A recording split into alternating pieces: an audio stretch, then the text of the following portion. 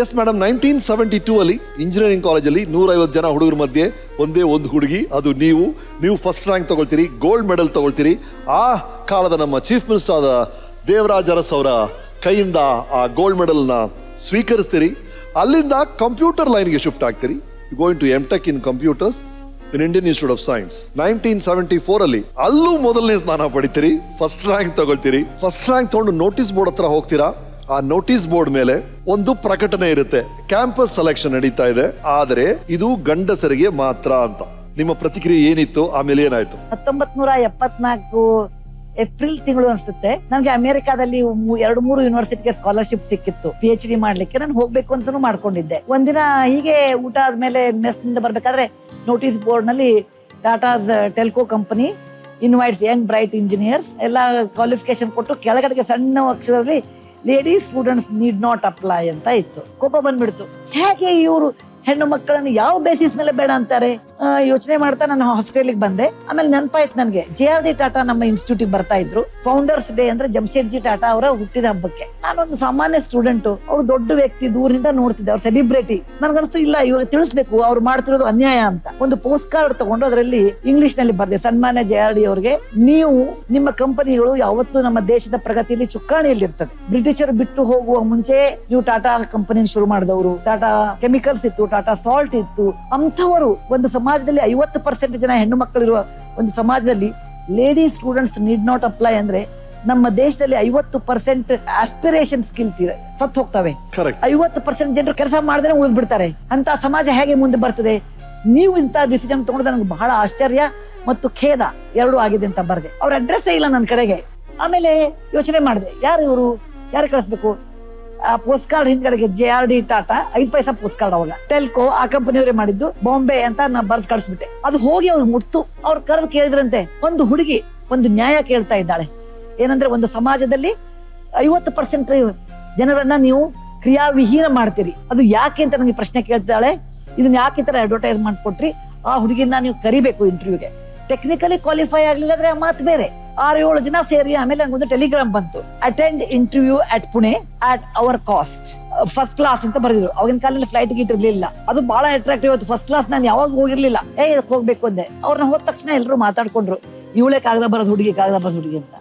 ನನ್ಗೆ ಗೊತ್ತಾಯ್ತು, ಇವ್ರು ನಾನು ಕಡಿತಾರೆ ಇವತ್ತು ಅಂತ. ಅವ್ರು ಕೇಳಿದ್ರು ನನಗೆ, ಯಾಕೆ ಗೊತ್ತಾ ನಾವು ladies students need not apply ಅಂತ? ಯಾಕೆಂದ್ರೆ ಈ ಕೆಲಸ ಜಮ್ಶೇಡ್ಪುರದಲ್ಲಿದೆ.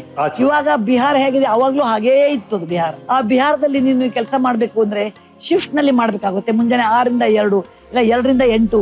ಅಲ್ಲಿ ಇವತ್ತಿನವರೆಗೂ ಯಾವ ಹೆಣ್ಣು ಮಗಳು ಅಲ್ಲಿ ಕಾಲಿಟ್ಲಿಲ್ಲ. ಅದರದೇ ಇಂದಿರಾ ಗಾಂಧಿ ಹೂ ಇನಾಗ್ರೇಟೆಡ್ ದ ಪ್ಲಾಂಟ್. ಅದಕ್ಕೆ ನಾವು ಅಂತ ಫೆಸಿಲಿಟಿ ಅಲ್ಲಿ ಯಾವ್ದು ಹೆಣ್ಣು ಮಕ್ಕಳಿಗಿಲ್ಲ. ಅದಕ್ಕೆ ನಾನು ನಿಮಗೆ ಕರೆದಿಲ್ಲ. ಕೊನೆಗೆ ನನಗೆ ಸಿಲೆಕ್ಟ್ ಮಾಡಿದೀವಿ ಅಂದ್ರು. ಆದ್ರೆ ನಂಗೆ ಟೈಮ್ ಬೇಕು ಅಂದೆ. ನಾನು ತಿರುಗಿ ಬರ್ಬೇಕಾದ್ರೆ ಹುಬ್ಳಿಗೆ ಇಳಿದು ನಮ್ಮ ತಂದೆಗೆ ಹೇಳಿದೆ, ನೋಡು ನಾವು ಒಂದು ಪೋಸ್ಟ್ ಕಾರ್ಡ್ ಕಳ್ಸಿದ್ದೆ, ನನ್ಗೆ ಇಂಟರ್ವ್ಯೂ ಆಯ್ತು, ನಂಗೆ ಜಾಬ್ ಕೊಟ್ರು. ನಮ್ಮ ತಂದೆ ಕೇಳಿದ್ರು, my father was a good friend of my. ನಮ್ಮ ಅಪ್ಪ ಕೇಳಿದ್ರು, ನೀ ಜಾಯಿನ್ ಆಗ್ತೀಯಾ? ನಾ ಇಲ್ಲ ಅಂದೆ. ಹೋದೆ ಯಾಕೆ ಅಂದ್ರು. ಅವ್ರಿಗೆ ಪಾಠ ಕಲ್ಸೋಕೆ ಹೆಣ್ಣು ಮಕ್ಕಳು ಕ್ವಾಲಿಫೈ ಇದ್ದಾರೆ ಅಂತ ಹೇಳಿ. ನಮ್ಮ ತಂದೆ ಬೈದ್ರು, ಒಂದು ಅನ್ಯಾಯವನ್ನು ನೀನು ಎತ್ತಿ ಹಿಡಿದಿದಿ ಅಂದ್ರೆ ಅದಕ್ಕೆ ನ್ಯಾಯ ಒದಗಿಸ್ಲಿಕ್ಕೆ ಅವ್ರು ನಿನ್ ಕೆಲಸ ಕೊಡ್ತಾರೆ. ನೀನು ಈಗ ಅದನ್ನ ಬಿಟ್ಟು ಫಾರಿನ್ಗೆ ಹೋಗಿ PhD ಮಾಡ್ತೀನಿ ಅಂದ್ರೆ ನೀನು ಸ್ವಾರ್ಥಿ ಅಂತೀನಿ. ನಿನ್ನ ಕೆಲಸನೇ ನಿನ್ಗೆ ಮುಖ್ಯ ಹೊರತು ಒಂದು ಕಾಸ್ ತಗೊಳಕ್ಕೆ ಫೈಟ್ ಮಾಡೋ ತಾಕತ್ತಿಲ್ದಂತ ಮಗಳಿದ್ದೀನಿ ನೀನು ಅನ್ಕೋತೀನಿ. ಇದು ನೀ ಮಾಡ್ತಿರೋದು ತಪ್ಪು ಅಂದ್ರು. ನಾನು ಕಣ್ಣೀರಲ್ಲಿ ಇಟ್ಕೊಂಡು ನನ್ನ ಅಡ್ಮಿಷನ್ PhD ಹರಿದು ಟೆಲ್ಕೋ ಕಂಪನಿನ ಪ್ರಥಮ ಮಹಿಳೆಯಾಗಿ ಜಾಯಿನ್. ನನ್ನ ಮಗಳು ಅಕ್ಷತಾಗೆ ಅವಾಗ 16 ವರ್ಷ. ಅವಳು ಒಂದು ಕುರುಡರ ಶಾಲೆಗೆ ಹೋಗಿ ಓದ್ತಾ ಇದ್ಲು, ಅಂದ್ರೆ reader for the blind children. ಅವಳು ಒಂದಿನ ಬಂದು ನನ್ಗೇನ್ ಹೇಳಿದ್ರೆ, ಅಮ್ಮ, ಆನಂದ್ ಶರ್ಮಾ ಅಂತ ಒಬ್ಬನು ಹುಡುಗ ಇದ್ದಾನೆ, ಅವನು ಕುರುಡ, ಅವನು ಬಹಳ ಬ್ರೈಟ್ ಇದ್ದಾನೆ. ಅವ್ನ ಪೇಪರ್, ಇವಳು PUC ಸೆಕೆಂಡ್ ಇಯರ್ ಅವ್ನ ಪೇಪರ್ ಬರೆಯೋಕ್ ಹೋಗ್ತಿದ್ಲು. ಅವ್ನಿಗೆ ಸೆಂಟ್ ಸ್ಟೀಫನ್ಸ್ ಕಾಲೇಜ್ ಡೆಲ್ಲಿ ಅಲ್ಲಿ ಅಡ್ಮಿಷನ್ ಆಗಿದೆ. ಅವ್ರು ಬಡವ ಪ್ಲಸ್ ಕುರುಡ, ಅವನಿಗೆ ಸಹಾಯ ಮಾಡೋರು ಯಾರಿಲ್ಲ, ನೀ ಸ್ಪಾನ್ಸರ್ ಮಾಡುವಂದೆ. ಅವಳು ಹೇಳಿದ್ಲಮ್ಮ, ನನಗೆ ಸ್ಪಾನ್ಸರ್ ಮಾಡುವಂತೀರ, ನನ್ನ ಹತ್ರ 10 ರೂಪಾಯಿ ಇಲ್ಲ, ನಮ್ಮ ಮಕ್ಕಳ ಕೆಲ ದುಡ್ಡೇ ಕೊಡ್ತಿದ್ದಿಲ್ಲ. ನಾನೇನು ಬರ್ತ್ಡೇ ದುಡ್ಡು ಉಳಿಸ್ಕೊಟ್ಬಿಡು, ನಾನು ಬರ್ತ್ಡೇ ಮನೆಯಲ್ಲಿ ನೀನು ಸಮೋಸ ಕಚೋರಿ ಲಾಡು ಇಂದ ಮುಗಿಸ್ಬಿಡ್ತೀಯಾ, ನಾ ಯಾವತ್ತೂ ಪಾರ್ಟಿ ಸಹಿತ ಕೊಟ್ಟಿಲ್ಲ. ಅವಳು ಹೇಳಿದ್ಲು, ಅಮ್ಮ, ನೀನು ಇಷ್ಟು ಓದ್ಕೊಂಡಿದ್ಯಾ, ಇಷ್ಟು ಟ್ರಾವೆಲ್ ಮಾಡಿದ್ಯಾ, ಇಷ್ಟು ಬುದ್ಧಿವಂತ ಇದೆಯಾ, ನೀನು ಸೋಷಿಯಲ್ ವರ್ಕ್ ಮಾಡ್ಲಿಲ್ಲ ಅಂದ್ರೆ ಬೇರೆಯವ್ರಿಗೆ ಮಾಡು ಅಂತ ಹೇಳೋ ಅಧಿಕಾರ ನಿನಗಿಲ್ಲ ಅಂದ್ಲು. ನನ್ಗೀಗ 45 ವರ್ಷ. ನಾನು ಈ ವಯಸ್ಸಿನಲ್ಲಿ ನಾ ಏನ್ ಮಾಡ್ಬೇಕು? ಅವಳು ಹೇಳಿದ ಒಂದು ಮಾತು ನೆನಪಾಯ್ತು, ಏನಂದ್ರೆ ಬಡ ಜನರಿಗಾಗಿ ನೀ ಮಾಡ್ಲಿಲ್ಲ ಅಂದ್ರೆ ನಿನಗೆ ಹೇಳುವ ನೈತಿಕ ಅಧಿಕಾರ ಇಲ್ಲ ಅಂತ. ಅದನ್ನ ಒಂದು 8 ದಿನ ಅದನ್ನ ಯೋಚನೆ ಮಾಡಿದೆ. ನಾರಾಯಣ ಮೂರ್ತಿ ಹೇಳಿದಾಗೆ ನಾನು ತಕ್ಷಣ ಡಿಸಿಷನ್ ಮಾಡೋಲ್ಲ, ಪ್ರೋಸ್ ಅಂಡ್ ಕಾನ್ಸ್ ಯೋಚನೆ ಮಾಡ್ತೀನಿ. 8 ದಿವಸದ ಮೇಲೆ ನಾನು ಬರೆದೆ, ನಾನು ಐ ವಾಂಟ್ ಟು ರಿಸೈನ್ ಅದು ಹೆಡ್ ಆಫ್ ದ ಡಿಪಾರ್ಟ್ಮೆಂಟ್ ಅಂತ. ನಮ್ಮ ಕಾಲೇಜ್ನವ್ರು ಇಲ್ಲ, ನೀವು ಬೋರ್ಡ್ ಮೇಲೆ ಇದ್ದು ವಾರಕ್ಕೆ ಕೊನೆ ಪಕ್ಷ 3 ಕ್ಲಾಸ್ ಆದ್ರೂ ಮಾಡಿ, ಬಿಕಾಸ್ ಅದು ವೆರಿ ಪಾಪ್ಯುಲರ್ ಟೀಚರ್. ಕತೆ ಹೇಳೋ ಗುಣ ಗೊತ್ತಿದೆ ಇಲ್ವಾ, ಅದಕ್ಕೆ ಪಾಪ್ಯುಲರ್ ಐತೆ. ಹೆಣ್ಮಕ್ಳು ಮಾತಾಡೋದು ಜಾಸ್ತಿ, ತಾಯಿ ಮಾತಾಡೋದು ಜಾಸ್ತಿ, ಸಿಸ್ಟಮ್ ಅನಲಿಸ್ಟ್ ಮಾತಾಡೋದು ಜಾಸ್ತಿ, ನಾ 3 ಇದ್ದೀನಿ. ಮಾತಾಡೋದು ಜಾಸ್ತಿ. ಅವಾಗ ನಾನು ವಾರಕ್ಕೆ 3 ದಿನ 9 ಕ್ಲಾಸ್ ಅಥವಾ 7 ಕ್ಲಾಸ್ ಮಾಡ್ತೀನಿ. ಫುಲ್ ಟೈಮ್ ನಾನು ಯಾವ ಅಡ್ಮಿನಿಸ್ಟ್ರೇಷನ್ ಬೇಡ, ನಾನು ಫೌಂಡೇಶನ್ ಶುರು ಮಾಡ್ತೀನಿ ಅಂತ ಯೋಚನೆ ಮಾಡಿ ಇನ್ಫೋಸಿಸ್ ಬೋರ್ಡಿಗೆ ಹೋಗಿ ಒಂದು ನೀವು ಫೌಂಡೇಶನ್ ಶುರು ಮಾಡಬೇಕು, ನಾನು ನನ್ನ ಸ್ವಂತದ್ದೇ ಮಾಡ್ಬೇಕು ಅಂತ ಹೋಗಿದ್ದೆ. ಅವರಿಲ್ಲ, ಇವಾಗ ನಾವು ಮಾಡ್ತಾ ಇದ್ದೀವಿ, ನೀವು ಅದನ್ನ ಜಾಯಿನ್ ಆಗ್ಬೇಕು ಅಂದ್ರು. ನಾರಾಯಣ ಮೂರ್ತಿ ಅವ್ರಿಗೆ ಇನ್ಫೋಸಿಸ್ ಹೇಗೆ ಮಗು, ನನಗೆ ಇನ್ಫೋಸಿಸ್ ಪ್ರತಿಷ್ಠಾನ ನನ್ನ ಮಗು. 1996ರಿಂದ ಮುಂದಿನ 23 ವರ್ಷ ಈಗ ತನಕ ನಾನು ಕಂಪ್ಯಾಷನೇಟ್ ಕ್ಯಾಪಿಟಲಿಸಮ್ ಈಸ್ ಯುವರ್, ನಿಮ್ಮ ಮಂತ್ರನೇ ಅದು. ಹಾಗಾಗಿ ನೀವಿಬ್ಬರು ಈ ಕಂಪ್ಯಾಷನೇಟ್ ಆಗಿ ಈ ಥರ ಒಂದು ಫೌಂಡೇಶನ್ ಮಾಡೋದು ನಮ್ಗೆ ಏನು ಆಶ್ಚರ್ಯನೇ ಇಲ್ಲ. ಆದ್ರೆ ಈ ಐಡಿಯಾ ಯಾವಾಗ ಶುರು ಆಯ್ತು, ಅದು ಮೇಡಮ್ ಅವರ ನೇತೃತ್ವದಲ್ಲಿ ನಡಿಬೇಕು ಅಂತ ಯಾವಾಗ ಡಿಸೈಡ್ ಮಾಡಿದ್ರಿ?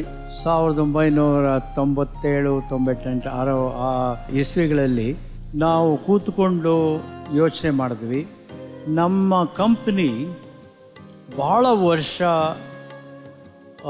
ಜೀವಿತವಾಗಿದ್ದು ಅಭಿವೃದ್ಧಿ ಆಗಬೇಕಾದರೆ ಏನು ಮಾಡಬೇಕು ನಾವು. ಕೊನೆಗೆ ನಮ್ದೆಲ್ಲರದು ಒಂದು ಕನ್ಕ್ಲೂಷನ್ ಬಂತು. ಆಗ ನಮಗೆ ಅರ್ಥ ಆಯಿತು, ಯಾವ ಕಂಪನಿ ಸಮಾಜದ ಆಶೀರ್ವಾದ ಪಡೆಯುತ್ತೋ ಆ ಕಂಪನಿ ಮುಂದೆ ಬರುತ್ತೆ, ಆ ಕಂಪನಿ ಬಹಳ ದಿವಸ ಇರುತ್ತೆ, ಆ ಕಂಪನಿ ಬಹಳ ಅಭಿವೃದ್ಧಿ ಆಗುತ್ತೆ ಅಂತ.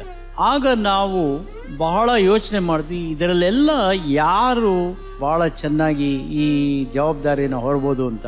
ನಮ್ಮ ಫೌಂಡರ್ಸು, ಸೀನಿಯರ್ ಎಲ್ಲ ಸೇರಿ ಸುಧಾ ಅವರು ಮಾಡಿದ್ರೇ ಇದಕ್ಕೆ ಬಹಳ ಒಳ್ಳೆಯದು. ತಕ್ಷಣ ಎಲ್ಲರೂ ಬಹಳ ಎಂತೂಸಿಯಸ್ಟಿಕ್ ಆಗಿ, ನೀವೇ ಯಾಕೆ ಮಾಡಬಾರ್ದು, ನೀವೇ ಅದರ ಮುಖ್ಯಸ್ಥರಾಗಿ ಯಾಕೆ ನಡಿಬಾರ್ದು ಅಂತ ಕೇಳಿಕೊಂಡ್ರು. ಅವ್ರು ಒಪ್ಕೊಂಡ್ರು. ನಾವು ಸುಮಾರು ಪ್ರತಿ ವರ್ಷವೂ 400 ಕೋಟಿ ರೂಪಾಯಿ ಖರ್ಚು ಮಾಡ್ತೀವಿ. ನಮ್ಮ ಆಫೀಸಲ್ಲಿ ಕೇವಲ 8 ಜನ ಮಾತ್ರ ಇದ್ದಾರೆ. ಪ್ರತಿ ವರ್ಷವೂ ಯಾವುದು ಆದ್ಯತೆ ಇದೆ ಅಂತ ನಾವು 1 ವರ್ಷ ಮುಂಚೆ ಕಂಡುಹಿಡಿತೀವಿ. ಉದಾಹರಣೆಗೆ ಈ ವರ್ಷ ನಾವು ಮೆಟ್ರೋ ಸ್ಟೇಷನ್ ಕಟ್ಟಬೇಕು ಅಂತ ಮಾಡಿದೀವಿ, ಅದಕ್ಕೋಸ್ಕರ ಕೆಲಸ ಮಾಡ್ತೀವಿ. ಅದೊಂದು 200 ಕೋಟಿ ರೂಪಾಯಿ ಅದಕ್ಕೆ ಆಗುತ್ತೆ. ಮತ್ತೆ ದುರ್ದೈವ ವಶಾತ್ ಪ್ರತಿ ವರ್ಷವೂ ನಮ್ಗೆ ಒಂದಿಲ್ಲ ಒಂದು ನ್ಯಾಚುರಲ್ ಡಿಸಾಸ್ಟರ್ ಬಂದ್ಬಿಡ್ತದೆ. ಈಗ ಹೋದ ವರ್ಷ ನಾವು ಕೇರಳ, ಕೊಡಗು ಮುಗಿಸ್ಕೊಂಡಿದ್ವಿ, ಅಲ್ಲಿ ಮನೆ ಕಟ್ಟಬೇಕು, ಜನರಿಗೆ ಸಹಾಯ ಮಾಡೋದೆಲ್ಲ ಮಾಡಿದ್ವಿ. ಈ ವರ್ಷ ಒರಿಸ್ಸಾ ಬಂದ್ಬಿಡ್ತು, 1 ವರ್ಷ ಬರಗಾಲ ಬರ್ತದೆ. ಸೊ ನಮ್ಮ ಪ್ರತಿ ವರ್ಷವೂ ಒಂದು ನ್ಯಾಚುರಲ್ ಡಿಸಾಸ್ಟರ್ ಇರ್ತದೆ. ಅದಲ್ಲದೆ ನಮ್ಮ ಗ್ರಾಮಾಂತರ ಪ್ರದೇಶದಲ್ಲಿ ಶಾಲೆ ಕಟ್ಟೋದು, 14 ವರ್ಷದ ಹಿಂದೆ ನಾವು 15,000 ಟಾಯ್ಲೆಟ್ಸ್ ಕಟ್ಸಿದ್ವಿ. ಪ್ರತಿಯೊಂದು ಕಡೆ ಹಿನ್ನಲೆ ಇರ್ತದೆ. ಸೊ ಪ್ರತಿ ವರ್ಷವೂ ನಮ್ಗೇನು ನೋಡ್ಕೊಂಡು ಅದ್ರ ಪ್ರಕಾರ ನಾವು ಡಿಸೈಡ್ ಮಾಡ್ತೀವಿ.